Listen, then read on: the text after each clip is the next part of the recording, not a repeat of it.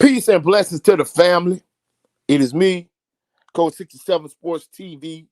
Shout out to the awesome and amazing LDBC, Lions and Boston community. Shout out to the Louisiana All-American Sports Network. Shout out to Envision Photography and Video. And shout out to the greatest university in the world, the Southern University, home of the mighty Jaguars. In this post-game reaction, I plan on being here for a good time, not for a long time. Let me do sound check real quick, and then I'm gonna get it.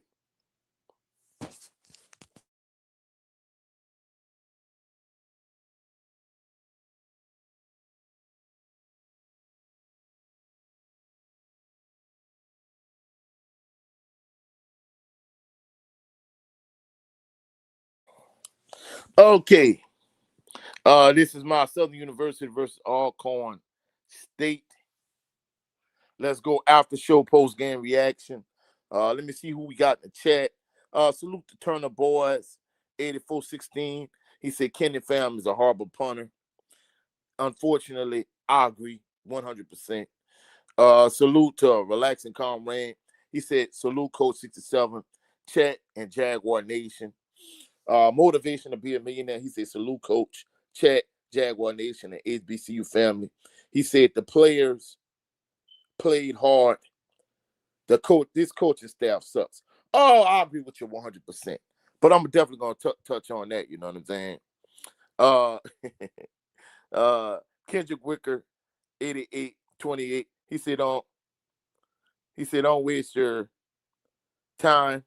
Just come and preview Texas Southern. Well, actually, that's why I have the tailgate party. The tailgate party is gonna be a preview for Texas Southern. But I'm gonna be here for a good time, not a long time, because I'm getting ready to leave and go to church. You know what I'm saying? Kendrick Wickers, 8828 said, what's the point of firing Graves?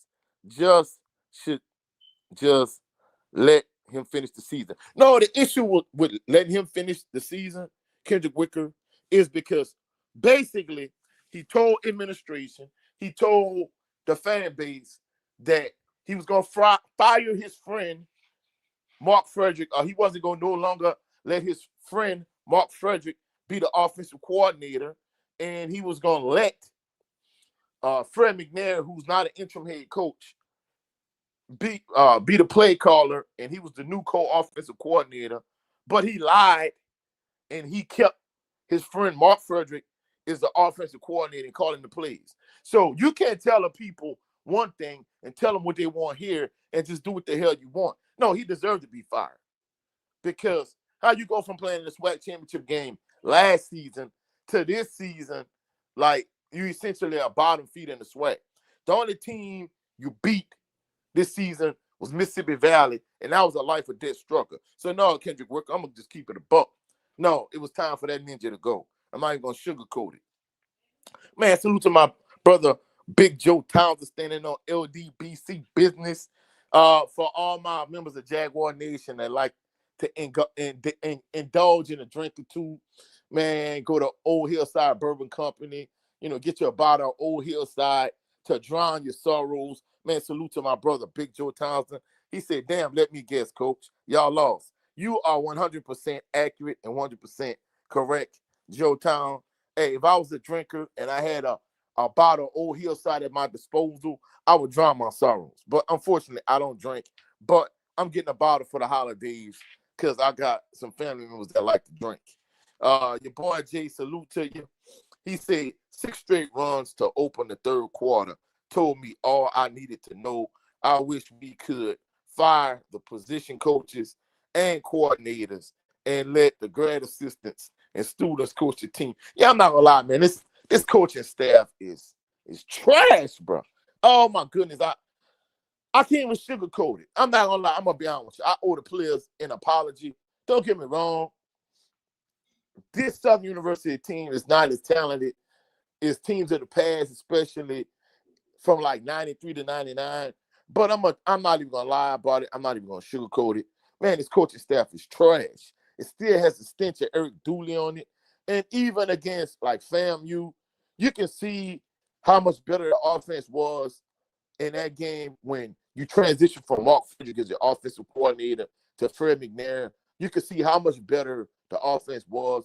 But I think at the end of the day, I think that just might have been how bad FAMU's defense was that night against Southern. Because I'm not gonna lie, I'm gonna just keep it a buck. Like, man, hey, from the way Southern's offense looked, man, it was trash. I mean, the thing that got me is, man, salute to my brother Jay Good. Jay Good, man, salute to you. Cashier Odell 5308. Man, salute to my brother, man. What's good with you? He said, what's up, coach? Better days are coming. Oh, without question, 100%.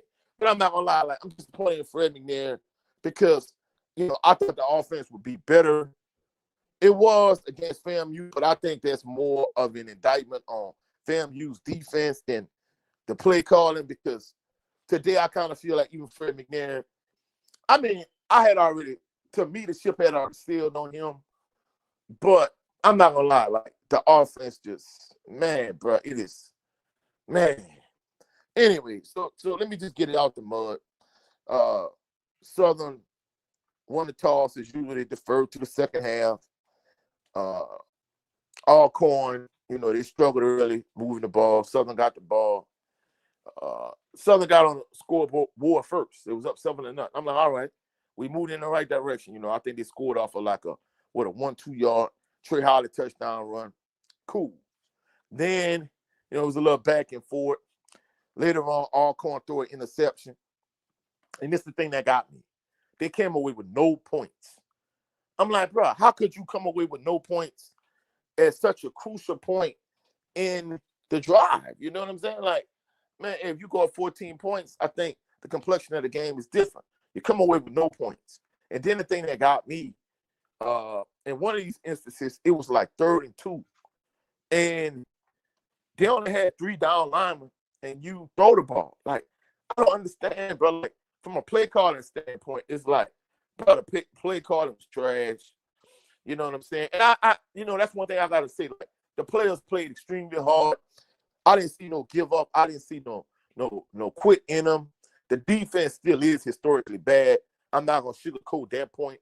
But from an offensive standpoint, it's like, bro, just the play calling just was, bro, it just aggravated me. I'm like, man, come on, man. Like, we can't do better from a play calling standpoint. Like, how? Like, how is the play calling just so bad, bro? And I mean, there were instances where you should have passed the ball, but you ran it. There were instances you should have ran it, you passed it.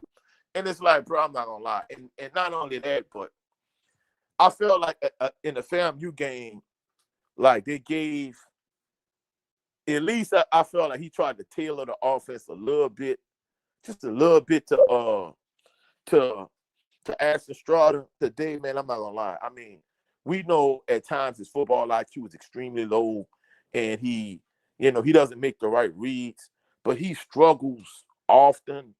Many instances, he don't know if the defense is playing zone. He don't know if they're playing man.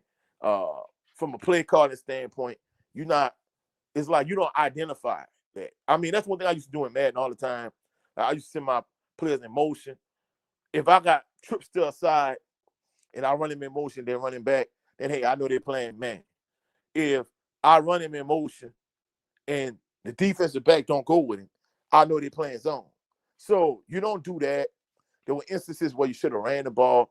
And I'm not going to lie, like this modern day, like RPO inside zone, even last night with the Louisiana All-American Sports Network, we call the game for senior night for Liberty, Woodlawn at Liberty, at Olympia Stadium. And there are instances where I don't know what it is nowadays. Teams like to run the ball to the short side of the field a lot. To me, that's insane.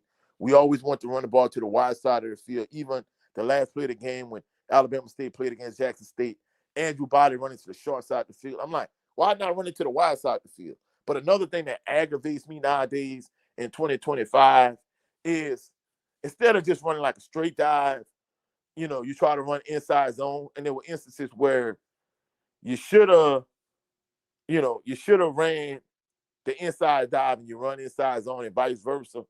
I'm like, bro, they don't know when to run right down here. And just, if there's only 3 men, like, we were big at Assumption when it came to like double and scrape, double and scrape, double and scrape. You don't do that.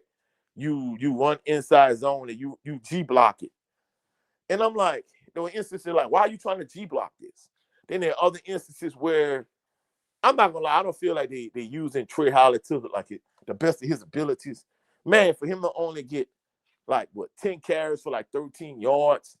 Man, at the end of the day, bro, I'm not gonna lie, like the coaching staff in terms of the way the offense operates, the way they maneuver, like bro, I mean, don't get me wrong.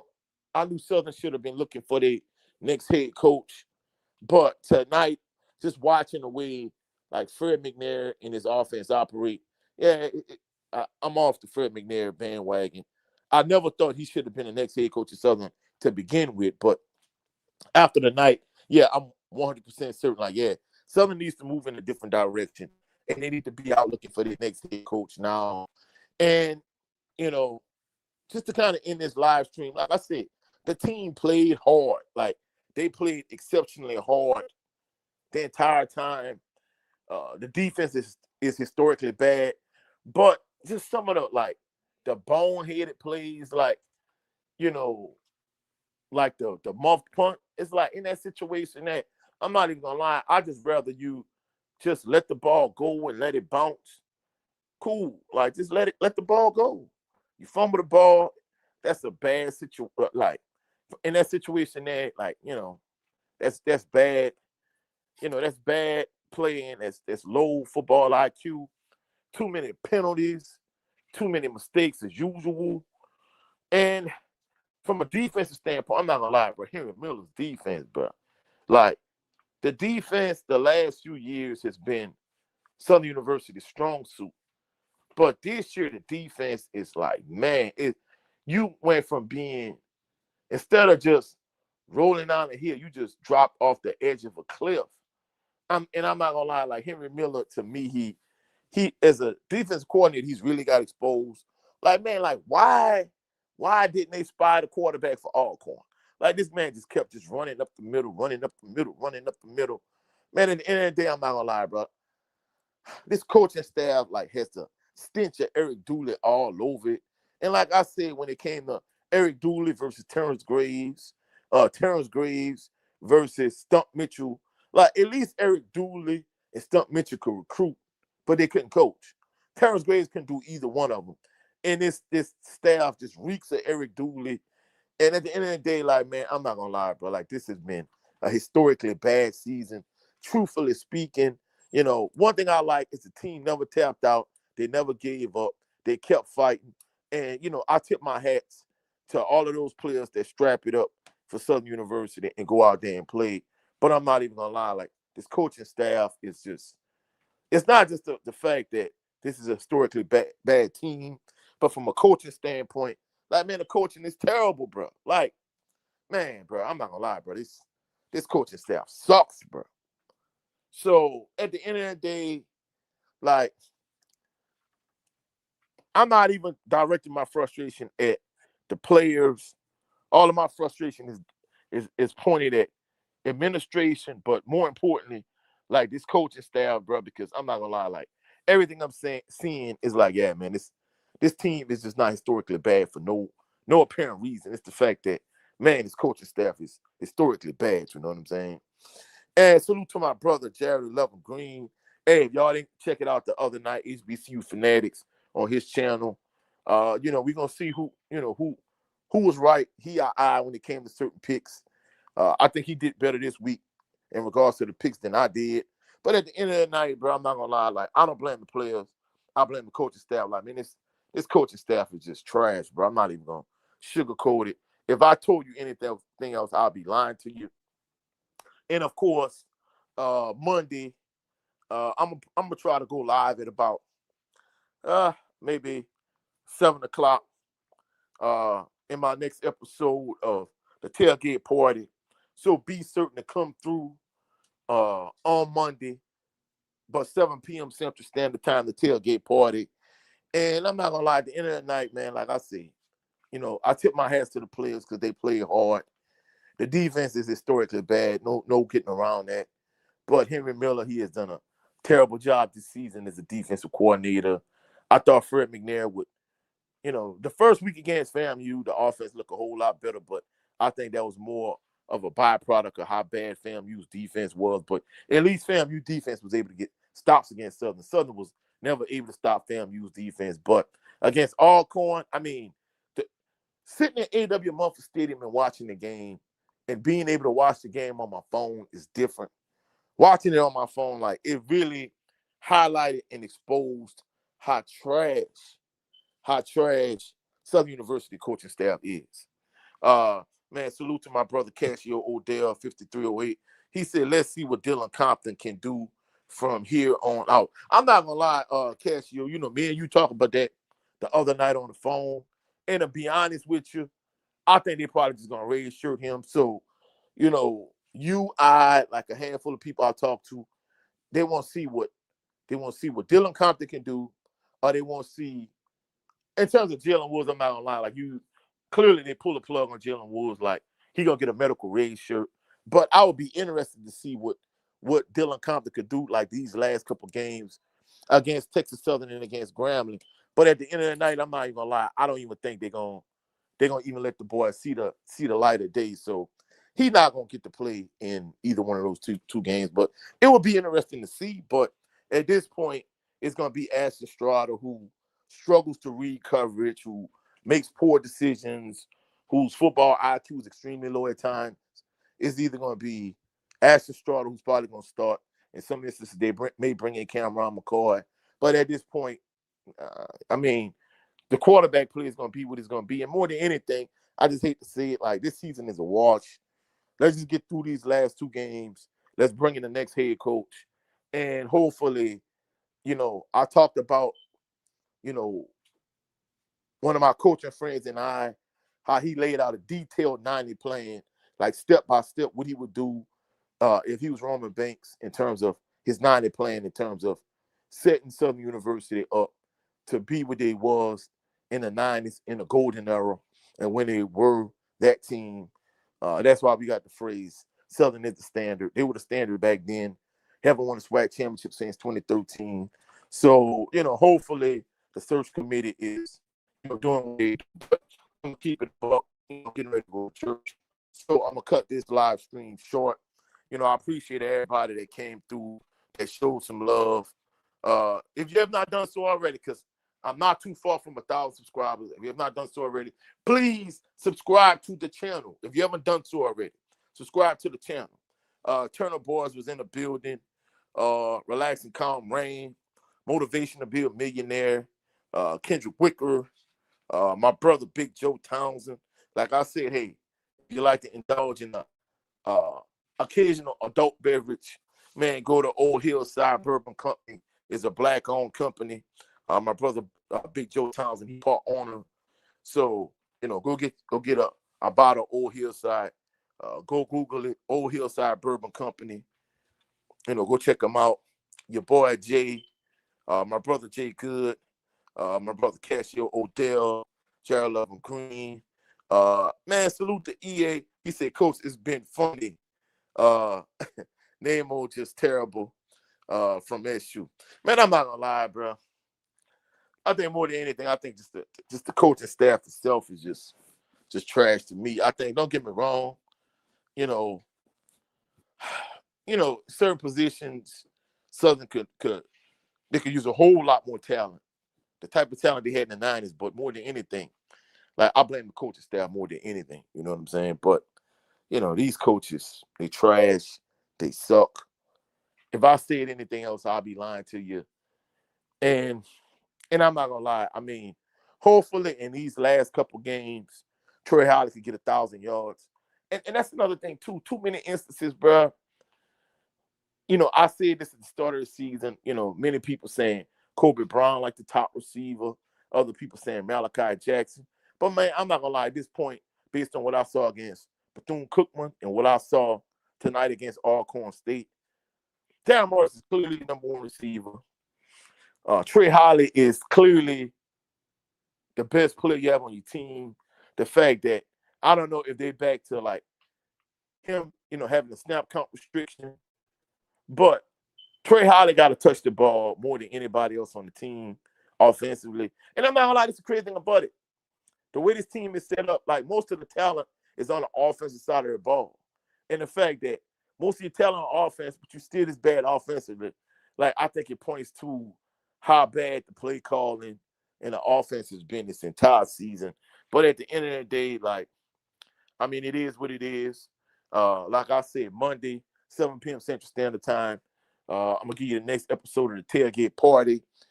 If you didn't check it out this morning, I dropped a 90 plan that my coaching friend, he laid out step by step how Roman Banks and the board, how they should have a 90-day plan in terms of hiring the next head coach and how the coaching staff should be filled, how the roster should be filled, how to get back to establishing and rebuilding the brand for the next couple of seasons, to the next head coach and rebuilding the football program. So if you didn't check that out, check it out. And more than anything,